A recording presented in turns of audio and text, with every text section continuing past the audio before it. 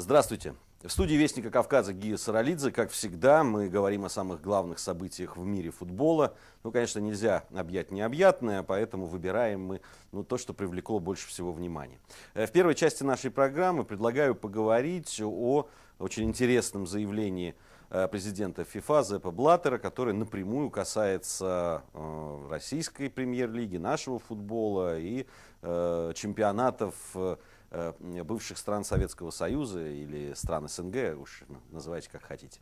Дело в том, что Зепп Блаттер, как, в общем, мы предполагали многие специалисты, отреагировал на движение, которое в последнее время происходило в нашем футболе по поводу и разговоров по поводу образования такого чемпионата СНГ. Мы уже говорили в одной из наших программ о том, что идея эта изначально казалась мертворожденной, и опыт проведения Кубка Содружества об этом очень хорошо и наглядно говорил. Но понятно, что с большими деньгами, которые сейчас есть у некоторых клубов, которые загорелись этой идеей, я напомню, все шло это от «Зенита», и даже не совсем от «Зенита», а от владельцев прямых питерского «Зенита», от руководителей «Газпрома». Ну а «Газпром», если что-то задумал, то, в общем, финансовые ресурсы найтись на это могут.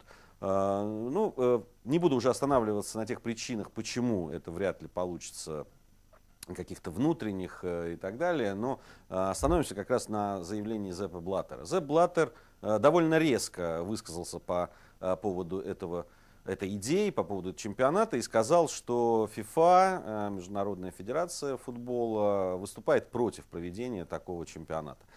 Понятно, что в достаточно корректной форме это все было сделано, но если переводить с чиновничьего языка на человеческий, на самом деле Блаттер сказал, что этого не будет никогда.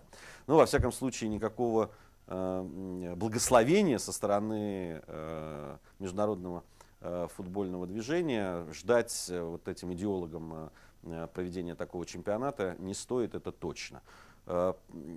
Нас футбольный календарь и так насыщен, взаимоотношения между странами и федерациями континентальными настолько сложные и многоплановые, что появление еще какой-то большой структуры, такое проведение чемпионата, такого вненационального, который будет контролироваться, понятно, не Международным футбольным союзом и не Европейским футбольным союзом. Вот эта путаница, которая возникнет с тем, а кто из этих команд будет участвовать в европейских кубках и так далее, она, конечно, никому не нужна. Особенно чиновникам ФИФА и УЕФА, которые и так консерваторы, особенно ФИФА, и с очень большим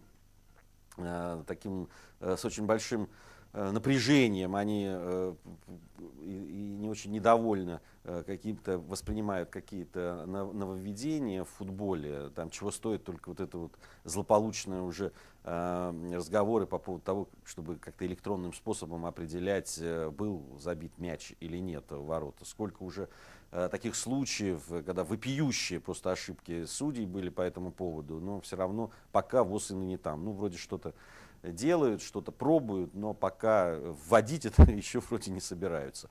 Поэтому отсюда и, наверное, столь резкая реакция Зеппа Блаттера и международного футбольного сообщества, чиновников по поводу проведения этого чемпионата. Ну, надо сказать, наши специалисты некоторые, они спокойно отнеслись к словам Зеппа Блаттера. Например, уже Валерий Георгиевич Газаев высказался по этому поводу.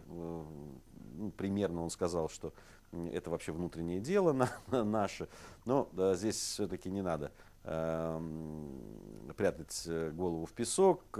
Конечно, проведение такого чемпионата должно получить санкцию УЕФА и ФИФА, и без этого, конечно, не обойтись. Еще раз скажу, что, на мой взгляд, несмотря на то, что задействованы очень серьезные силы, это «Зенит», и ЦСКА, и «Алания», и «Анжи», в общем, клубы с деньгами, ну, если «Аланию» оставить в покое, клубы, которые имеют влияние в нашем футболе. Пряткин, возглавляющий премьер-лигу российскую, также, в общем, выступает за эту идею.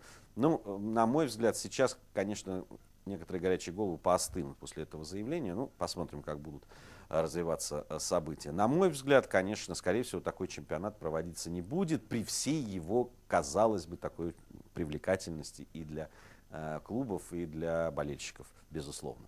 В следующей части нашей программы я предлагаю посмотреть, что происходит на международных полях, в национальных чемпионатах европейских стран, ну так пробежаться по этим самым полям.